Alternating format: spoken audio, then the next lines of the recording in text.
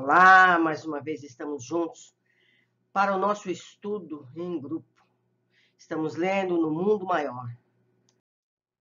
Chico Xavier e André Luiz nos falando sobre a vida no mundo espiritual. Hoje, o capítulo 2, a preleção de Eusébio.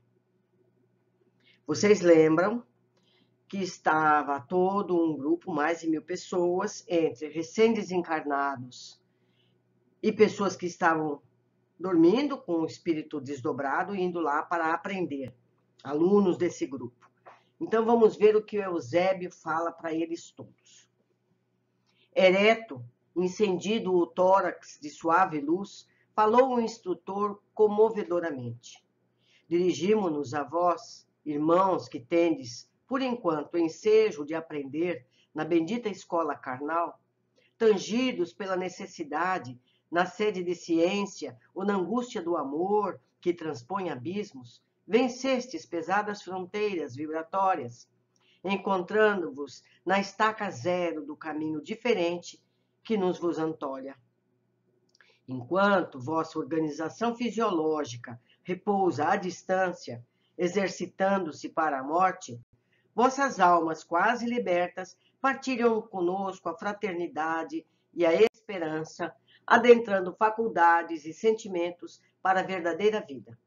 Naturalmente, não podereis guardar plena recordação desta hora, em retomando o envoltório carnal, em virtude da deficiência do cérebro, incapaz de suportar a carga de duas vidas simultâneas.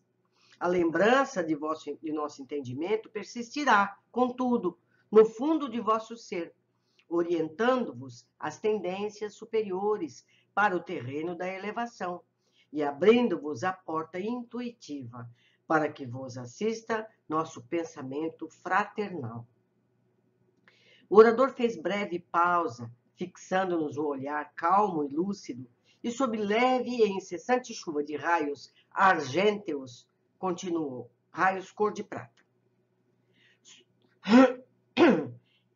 Enfastiados das repetidas sensações do plano grosseiro da existência, intentais pisar outros domínios.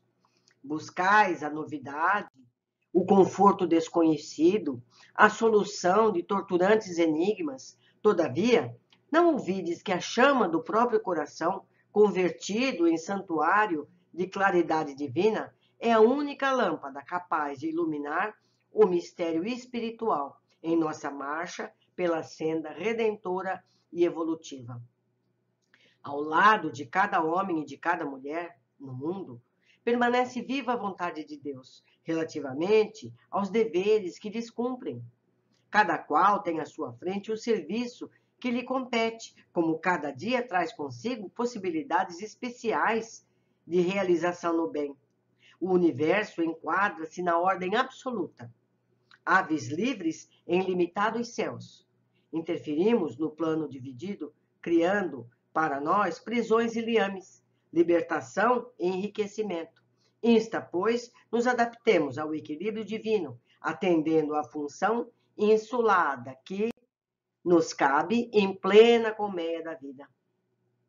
Desde quando fazemos e desfazemos, terminamos e recomeçamos, empreendemos a viagem reparadora e regressamos, perplexos para o início? Somos, no palco da crosta planetária, os mesmos atores do drama evolutivo.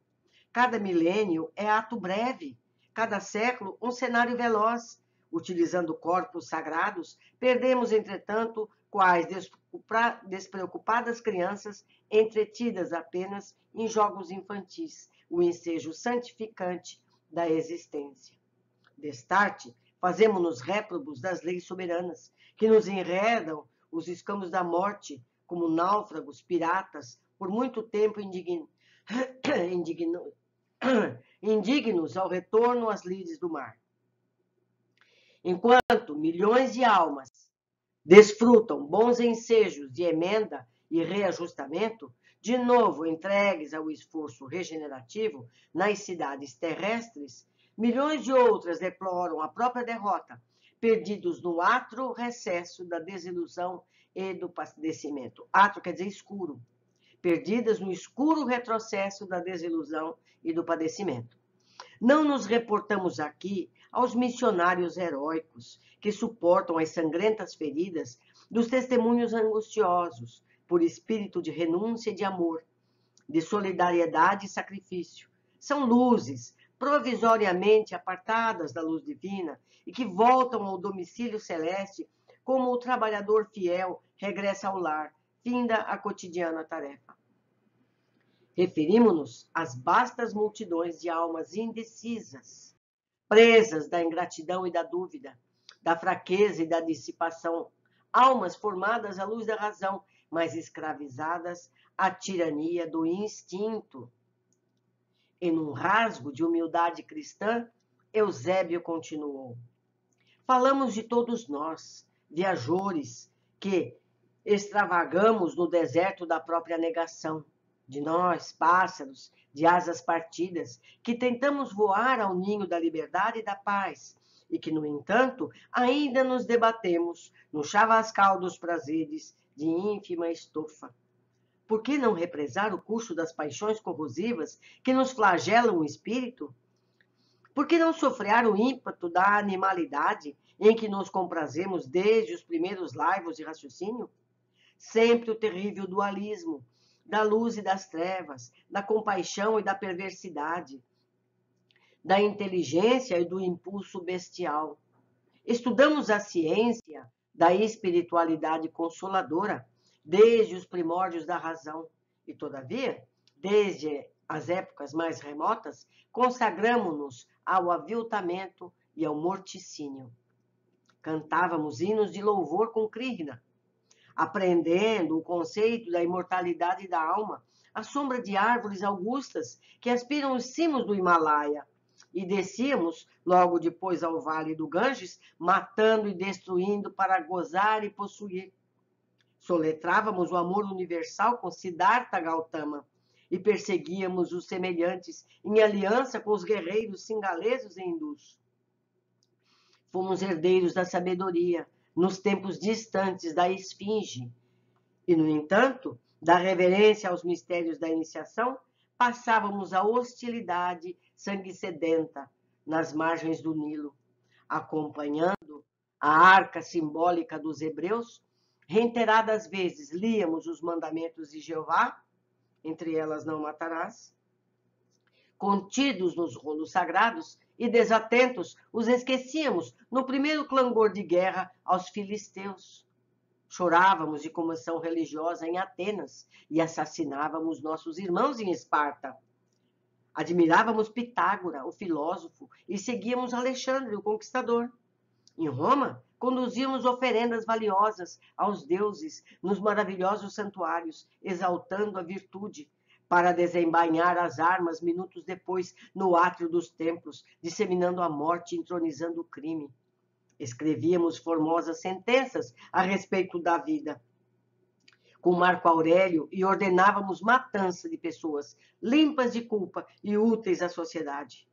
Com Jesus, o divino crucificado, nossa atitude não tem sido diferente. Sobre os despojos dos mártires imolados nos circos, vertemos rios de sangue em vindita cruel, armando fogueiras do sectarismo religioso. Suportamos administradores arbitrários, ignomiosos, de Nero a Diocleciano, porque tínhamos fome de poder. E quando Constantino nos abriu as portas da dominação política, convertemo-nos de servos aparentemente fiéis ao Evangelho em criminosos árbitros do mundo. Pouco a pouco esquecemos os cegos de Jericó, os paralíticos de Jerusalém, as crianças do Tiberíades, os pescadores de Cafarnaum, para afagar as testas coroadas dos triunfadores, embora soubéssemos que os vencedores da terra não poderiam fugir à peregrinação ao sepulcro.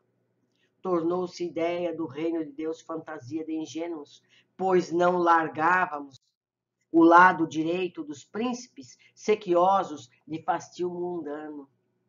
Ainda hoje, decorrido quase 20 séculos sobre a cruz do Salvador, benzemos baionetas e canhões, metralhadores e tanques de assalto em nome do Pai magnânimo. que faz refulgir o sol da misericórdia sobre justos e sobre injustos. É por essa razão que os nossos celeiros de luz permanecem vazios. O vendaval das paixões fulminantes dos homens e de povos passa ululante de um a outro polo, a semear maus presságios. Até quando seremos gênios demolidores e perversos? Ao invés de servos leais do Senhor da vida, temos sido soldados dos exércitos da ilusão, deixando à retaguarda milhões de túmulos, abertos sob aluviões de cinza e fumo. Debalde exaltou-nos o Cristo a buscar as manifestações do Pai em nosso próprio íntimo. Cevamos e expandimos unicamente o egoísmo e a ambição, a vaidade e a fantasia na crosta planetária. Contraímos pesados débitos e escravizamo-nos nos tristes resultados de nossas obras, deixamos ficar indefinidamente na messe dos espinhos. Foi assim que atingimos a época moderna, em que a loucura se generaliza e a harmonia mental do homem está a pique de sossobro. De cérebro envolvido e coração imaturo, requintamo-nos presentemente na arte de esfacelar o progresso espiritual. O excelso orientador deu a oração mais longo intervalo, durante o qual preservei companheiros em torno, homens e mulheres. Segurando alguns fortemente as mãos uns dos outros, exibiam extrema palidez no semblante, estarrecido. Alguns deles, por certo, compareciam ali pela primeira vez, como eu, dado ao estático assombro que lhes estampava no rosto. Fixando na assembleia o olhar percussiente, o instrutor prosseguiu. Nos séculos pretéritos, as cidades florescentes do mundo desapareciam pelo massacre, ao gládio dos conquistadores sem entranhas, ou estacionavam sob a onda mortífera da peste desconhecida e não atacada. Hoje, as coletividades humanas ainda sofrem o assédio da espada homicida e chuvas de bombas arremetem contra populações indefesas. No entanto, a febre amarela, a cólera e a varíola foram dominadas. A lepra, a tuberculose e o câncer experimentam combate sem tréguas. Existe, porém, nova ameaça ao domicílio terrestre. O profundo desequilíbrio, a desarmonia generalizada, as moléstias da alma que se ingerem sutis, solapando-vos a estabilidade. Vossos caminhos não parecem percorridos por seres conscientes, mas semelhantes a estranhas veredas ao longo das quais tripudiam duendes alucinados, como fruto de eras sombrias, caracterizadas pela opressão e maldade recíprocas. Em que temos vivido, odiando-nos uns aos outros, vemos a terra convertida em campo de quase intérminas hostilidades. Homens e nações perseguem o mito do ouro fácil. Criaturas sensíveis abandonam-se aos distúrbios das paixões. Cérebros vigorosos perdem a visão interior, enceguecidos pelos enganos da personalidade e do autoritarismo, empenhados em disputas intermináveis, em duelos formandos de opinião, certo?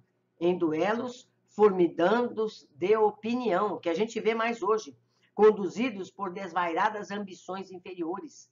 Os filhos da terra abeiram-se de novo abismo que o olhar conturbado não lhes deixa perceber.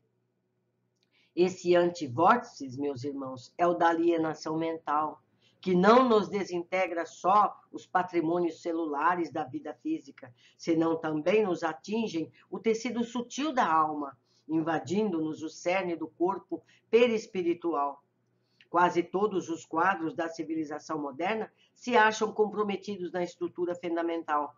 Precisamos, pois, mobilizar todas as forças ao nosso alcance, a serviço da causa humana, que é a nossa própria causa. O trabalho salvacionista não é exclusividade da religião, constitui ministério comum a todos, porque dia virá em que o homem há de reconhecer a divina presença em toda parte. A realização que nos compete não se filia ao particularismo. É obra genérica para a coletividade. Esforço ao servidor honesto e sincero, interessado no bem de todos. Se visitais a nossa companhia buscando orientação para o trabalho sublime do espírito, não vos esqueça a vossa própria luz. Não conteis com archotes alheios para a jornada. Em míseros planos de sofrimento regenerador, nas vizinhanças da carne, choram amargamente milhões de homens e de mulheres que abusaram do concurso dos bons, precipitando-se nas trevas ao perder no túmulo os olhos efêmeros com que apreciavam a paisagem da vida à luz do sol. Displicentes e recalcitrantes, esquivaram-se a todas as oportunidades de acender a própria lâmpada. Aborreciam os atos da luta, elegeram o gozo corporal como objetivo supremo de seus propósitos na terra. E quando a morte lhes cerrou as pálpebras saciadas, passaram a conhecer uma noite mais longa e mais densa, repleta de angústias e pavores. Nesse momento, Eusébio interrompeu-se por mais de um minuto, como a recordar cenas comovedoras que as imagens do seu verbo evocavam, demonstrando certa vaguidade no olhar. Notei a ansiedade com que a Assembleia aguardava o retorno de sua palavra.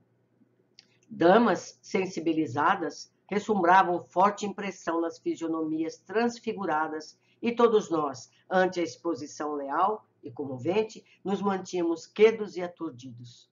Decorridos longos segundos, o orador prosseguiu com inflexão enérgica e patriarcal. Procurais conosco a precisa orientação para os trabalhos que vos tangem presentemente na crosta da terra. Seduzidos pela claridade da esfera superior, fascinado pelas primeiras noções do amor universal, desejais a graça da cooperação na sementeira do porvir.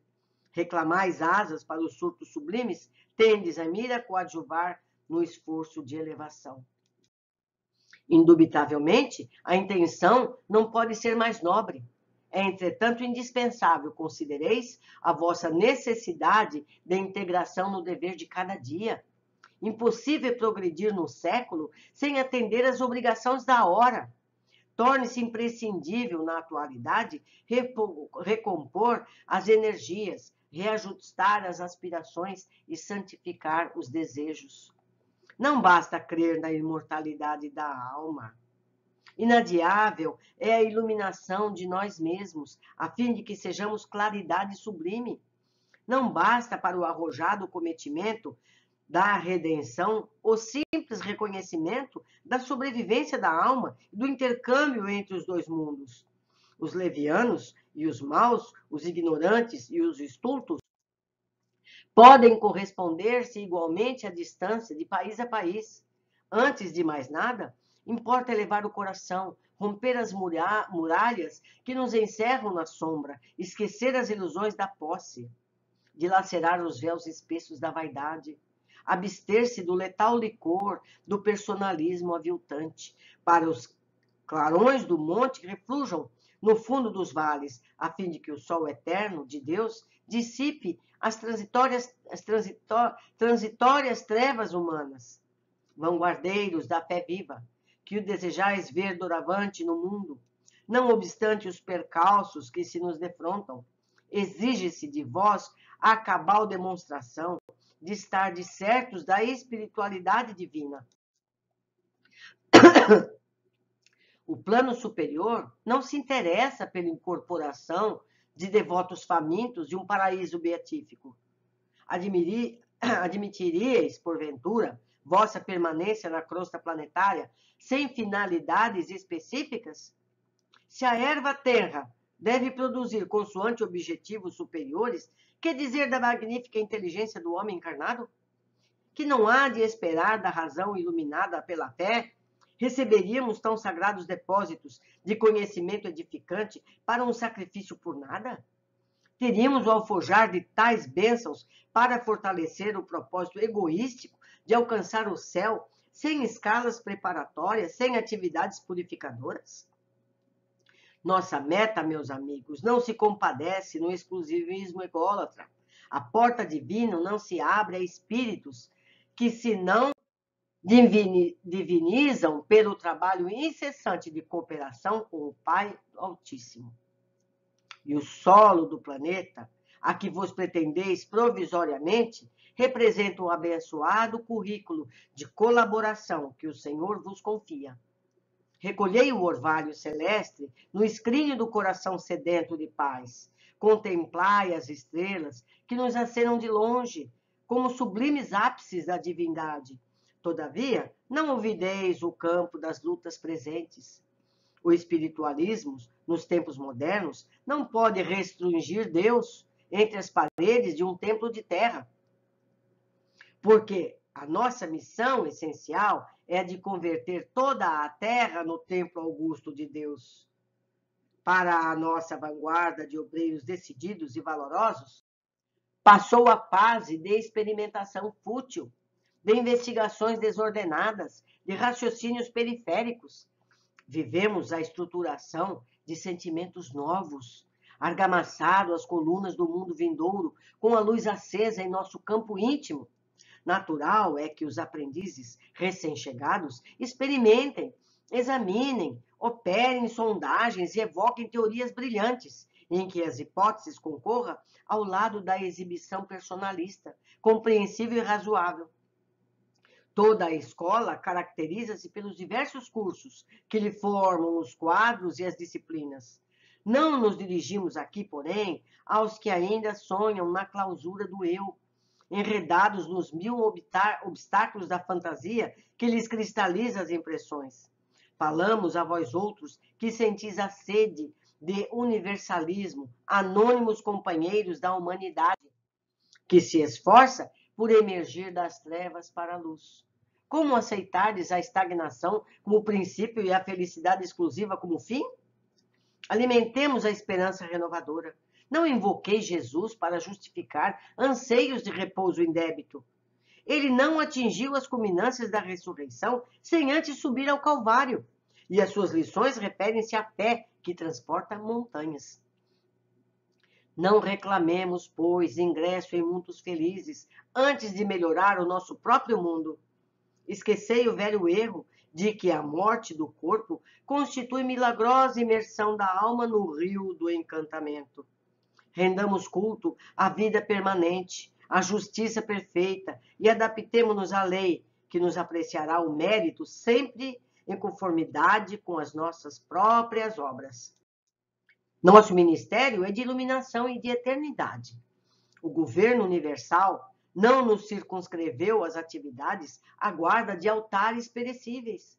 Não fomos convocados a velar no círculo particular de uma interpretação exclusivista, senão a cooperar na libertação do espírito encarnado, abrindo horizontes mais claros à razão humana, refazendo o edifício da fé redentora que as religiões literalistas esqueceram. Sopros imensos da onda evolucionista varrem os ambientes da Terra. Todos os dias ruem princípios convencionais, mantidos a título de invioláveis durante séculos. A mente humana perplexa é compelida a transições angustiosas. A subversão de valores, a experiência social, o processo acelerado de seleção pelo sofrimento coletivo perturbam os tímidos e os invigilantes, que representam a esmagadora maioria de toda parte. Como entender esses milhões? Como atender esses milhões de necessitados espirituais, se não receberdes a responsabilidade do socorro fraterno? Como sanar a loucura incipiente, se não vos transformardes em imãs que mantenham o equilíbrio? Sabemos que a harmonia interior não é artigo de oferta e procura nos mercados terrestres, mas a aquisição espiritual só acessível no templo do Espírito. Faz-se, pois, mister, acendamos o coração em amor fraternal, à frente do serviço. Não bastará, em nossas realizações, a crença que espera. Indispensável é o amor que confia e atende. Transforma e eleva como vaso legítimo da sabedoria divina. Sejamos instrumentos do bem, acima de expectantes da graça. A tarefa demanda coragem e suprema devoção a Deus. Sem que nos convertamos em luz, no círculo em que estivermos, em vão acometeremos a sombra aos nossos próprios pés. E no prosseguimento da ação que nos compete, não nos esqueçamos de que a evangelização das relações entre as esferas visíveis e invisíveis é o dever tão natural e tão inadiável da tarefa quanto a evangelização das pessoas. Não busqueis o maravilhoso. A sede do milagre pode viciar-nos e perder-vos. Vinculai-vos pela oração, pelo trabalho construtivo, aos planos superiores, e estes vos proporcionarão contato com os armazéns divinos, que suprem a cada um de nós segundo a justa necessidade. As ordenações que vos ajoujam, ou seja, as ordenações que vos unem, vos prendem na paisagem terrena, por mais ásperas ou desagradáveis, representam a vontade suprema. Não galgueis os obstáculos, nem tenteis contorná-los pela fuga deliberada. Vencei-os, utilizando a vontade e a perseverança, ensejando crescimento aos vossos próprios valores. Cuidai em não transitar sem a devida prudência nos caminhos da carne, em que muita vez imitais a mariposa estouvada. Atendei às exigências de cada dia, rejubilando-vos por satisfazer as tarefas mínimas. Não intenteis o voo sem haver aprendido a marcha. Sobretudo, não indagueis de direitos prováveis que vos caberiam no banquete divino, antes de liquidar os compromissos humanos. Impossível é o título de anjos, sem serdes antes criaturas ponderadas. Soberanas e indefectíveis leis nos presidem os destinos. Somos conhecidos e examinados em toda parte. As facilidades concedidas aos espíritos santificados, que admiramos, são prodigalizadas a nós por Deus em todos os lugares. O aproveitamento, porém, é obra nossa. As máquinas terrestres podem alçar-vos o corpo físico a consideráveis alturas, mas o voo espiritual com que vos libertareis da animalidade, jamais o desferireis sem asas próprias. A consolação e a amizade de benfeitores, encarnados e desencarnados, enriquecer-vos-á de conforto, quais suaves e abençoadas flores da alma. Entretanto, fenecerão como as rosas de um dia, se não fertilizardes o coração com a fé e o entendimento, com a esperança inquebrantável e o amor imortal, sublimes adubos que lhes propiciem o desenvolvimento no terreno do vosso esforço sem tréguas. Não cobiceis o repouso das mãos e dos pés, antes de abrigar semelhante propósito. Procurai a paz interior na suprema tranquilidade da consciência. Abandonai a ilusão, antes que a ilusão vos abandone. Empolgando a chefia da própria existência, deixai plantado o bem na esteira de vossos passos. Somente os servos que trabalham gravam no tempo os marcos da evolução. Só os que banham no suor da responsabilidade conseguem cunhar novas formas de vida e de ideal renovador. Os demais, chamem-se monarcas, príncipes, ministros ou legisladores, sacerdotes ou generais, entregues à ociosidade. Classificam-se na ordem dos sugadores da terra. Não chegam a assinalar sua permanência provisória na crosta do planeta. Adejam como insetos multicores, tornando a poeira de que se alçaram por alguns minutos. Regressando, pois, ao corpo de carne, valei-vos da luz para as edificações necessárias. Participemos do glorioso Espírito do Cristo, convertamo-nos em claridade redentora. O desequilíbrio generalizado e crescente invade os departamentos da mente humana. Combatem-se desesperadamente as nações e as ideologias, os sistemas e os princípios. Estabelecida a trégua nas lutas internacionais, surgem deploráveis guerras civis, armando irmãos contra irmãos. A indisciplina fomenta greves. A ânsia de libertação perturba o domicílio dos povos. Guerreiam-se as esferas de ação entre si.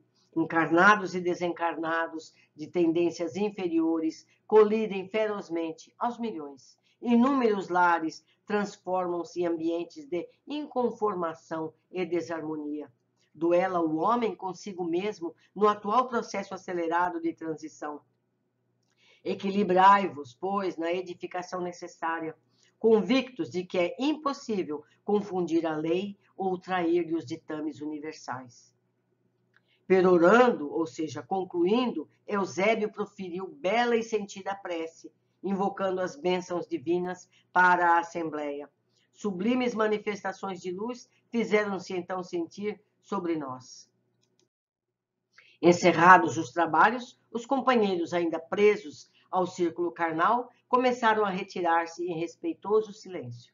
Calderaro conduziu-me à presença do instrutor e apresentou-me. O alto dirigente recebeu-me com afabilidade e doçura, acumulando-me as palavras de incentivo. Precisávamos servir, explicou ele, encarecendo as necessidades de assistência espiritual amontoadas em toda parte, reclamando cooperadores abnegados e fiéis. Quando Calderaro se referiu aos meus projetos, mostrou-me Eusébio paternal sorriso e, expondo-nos providências diversas a tomar, recomendou nos puséssemos em contato com o grupo socorrista, a que a assistente emprestava ativa colaboração. Logo após, ao retirar-se, ladeado pelos assessores que lhe acompanham a comitiva, o nobre mentor confortou-me bondoso. Sê feliz. Dirigindo a Calderaro o expressivo olhar, acrescentou: dado o ensejo, conduze-o ao serviço de assistência às cavernas. Tomado de curiosidade, agradeci sensibilizado e dispus-me a esperar. Nós vamos ler nos livros seguintes André indo às cavernas. Nós vamos ver isso em breve, em breve. Vamos às observações. Esse capítulo todo foi dedicado às advertências. Nos puseram o gol até a cintura. A carapuça nos serviu a todos, não é verdade? A gente precisaria ler essa explanação do Eusébio, no mínimo uma vez por semana, não é? Mas vamos lá. Entendemos a razão de não nos lembrarmos das vivências que temos durante o sono. Não podereis guardar plena recordação dessa hora, em retomando o envoltório carnal, em virtude da deficiência do cérebro, incapaz de suportar a carga de duas vidas simultâneas. Lembro mais uma vez que as letras em amarelo são cópia fiel do original. Felizmente, a maioria de nós não se lembra, pois, como nos é explicado, seria como ter que administrar duas realidades simultâneas. Já é difícil cuidar da vida encarnada, com os encargos profissionais, familiares, sociais, e se tivéssemos ainda que administrar também essa vivência noturna, não daríamos conta do projeto encarnatório. Na sequência, nos explica que os conhecimentos que temos durante essas vivências noturnas, durante o sono, elas ficam gravadas no inconsciente. E se tivermos maturidade para esse saber, poderemos tirar proveito quando as oportunidades surgirem. Vem à mente, abrindo-nos a porta intuitiva. Aquilo que a gente acha, eu fiz por intuição, na verdade você aprendeu durante a noite. Então, quando sentimos que temos uma intuição, na verdade, resgatamos de nosso inconsciente um conhecimento tido nos momentos da vida espiritual. Vale lembrar que isso acontece não só nas coisas boas. Nem todos aqueles que desdobram durante o sono vão para esses campos de estudo. Tem aqueles que vão para as farras, que vão para os ambientes negativos, que vão para as cavernas. Lá eles vão ter intuições de coisas negativas. Então, como eu disse, só depende de nós. Nós que vamos escolher o caminho a seguir. Nós que vamos escolher o que eleger como bom para o nosso desenvolvimento. Certo? 2. Recebemos alerta importante. Somos, no palco da crosta planetária, os mesmos atores do drama evolutivo. Cada milênio é ato breve, cada século um cenário veloz, utilizando corpos sagrados, perdemos, entretanto, quais despreocupadas crianças, entretidas apenas em jogos infantis, o ensejo santificante da existência. Todos nós achamos que o tempo é longo, queremos sempre que as mudanças sociais e científicas ocorram rapidamente. Para a espiritualidade, um milênio, um século é curto tempo. E nós é que achamos que a vida é longa, desperdiçamos o tempo todo, temos em atividade sem proveito. Verdade que precisamos de lazer, mas nossa tendência é mais para o lazer do que para o dever. A oportunidade da encarnação é preciosa. Grande tempo é preciso para gestar, nascer, crescer, até que a gente tenha idade para agir produtivamente. Temos que aproveitar melhor os anos, com que temos vigor para aprender, para servir melhor. Precisamos concluir cada vida em melhor condição do que quando chegamos a ela. A maioria de nós entra e sai da vida sem as mudanças que poderiam fazer em nosso benefício. Eu sempre comparo. Você não entra numa universidade para ir nas festas de fim de semana. A gente entra numa universidade ou numa escola, num curso técnico, em qualquer lugar, para aprender a fazer alguma coisa e sair dali com uma competência. Não é verdade? Só que no aprendizado espiritual não tem cola, não tem planinhos, não tem ponto a mais. E muitos desses profissionais se formam e vão ser maus profissionais. Nós também saímos dessa vida e vamos ser desperdiçados da vida que tivemos. É muita responsabilidade. Continuando. Eusébio, o iluminado instrutor, segue classificando a maioria dos encarnados como estando recolhidos na escuridão interna, almas escravizadas à tirania do instinto, ou seja, ainda caminhando na vida com objetivos de comer, reproduzir, e para isso muitas vezes caímos em erros primitivos. 4. Ainda seguimos com a análise da humanidade, que mesmo depois de milênios, cantávamos hinos de louvor com Krishna, logo depois, ao Vale do Ganges, matando e destruindo para gozar e possuir. Ainda hoje somos assim. Vamos aos templos, aprendemos o amor, a fraternidade, mas já na porta de saímos estamos comentando sobre a falta de alguém, ou planejando um mal feito qualquer para tirar vantagem de algum outro. Até quando a humanidade seguirá nessa dualidade que nos mantém estagnados espiritualmente há milênios? Nós estávamos lá, como ele disse, em Roma, fazendo aquelas tractagens todas, rezava de um lado e matava do outro. Não é verdade? Isso é terrível. Até quando? Nós precisamos acordar para a vida e para a morte. Seguindo, Eusébio nos detalha inúmeras hipocrisias que a humanidade comete ainda. Benzemos baionetas e canhões, metralhadores e tanques de assalto em nome do Pai magnânimo. Isso é um absurdo. Concluímos. É por essa razão que os nossos celeiros de luz permanecem vazios. Você acha que o pai, o criador, fica feliz vendo os filhos brigarem uns com os outros? Nós, o que a gente sente quando vê um filho nosso brigando com outro filho? A gente não fica triste de ver os nossos filhos brigarem entre si? Imagine o Pai Celestial. Se nós, que somos mortais, que somos ignorantes, achamos isso errado, e você acha que vai benzer metralhadora para matar o outro? É assim que a humanidade é. 7. E nos alerta. Se queremos sair deste ciclo de hipocrisia, não vos esqueça a vossa luz própria. Não conteis com archotes alheios para a jornada. Impossível é progredir no século sem atender às obrigações da hora. Não basta crer na imortalidade da alma. Não, a gente tem que se fazer crescer, iluminar, para que a gente possa iluminar a volta. A gente fica esperando sempre o outro. Me abençoa, me traga a luz. Não, a luz é de dentro para fora. Cabe a cada um de nós o esforço para mudar. Precisamos estar atentos em cada dia, pois os séculos são feitos de dias e horas, que todos vivemos nesta vida que temos. Precisa ser útil a mudança individual que formará uma nova humanidade melhor do que a que tem sido. Depende de cada um. 8. A humanidade ainda crê que o Criador aprecia reverências vazias de ações que as avalizem a troco de um céu de maravilhas. Não é? Você vai lá, faz aquela oração, reverenciando. A espiritualidade não quer isso. O plano superior não se interessa pela incorporação de devotos famintos de um paraíso beatífico. A humanidade ainda crê que há bênçãos que fortaleçam o propósito egoístico de alcançar o céu sem escalas preparatórias, sem atividades purificadoras.